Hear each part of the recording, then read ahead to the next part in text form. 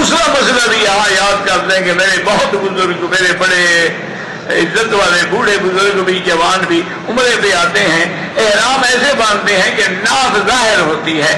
اگر ناف سے تھوڑا سا حصہ بھی ظاہر ہے احرام میں اور چادر اس کے نیچے باندھی ہوئی ہے، نہ نماز ہوگی، نہ طواف ہوگا، نہ عمرہ ہوگا، وہ تو ننگا ہے۔ جب وہ عورت کھلا ہوا ہے تو نماز تو نہیں ہوگی، پھر نماز نہیں ہوگی، عمرہ کیسے ہوگا، طواف کیسے ہوگا؟ طواف بھی تو نماز کے حکم میں ہے۔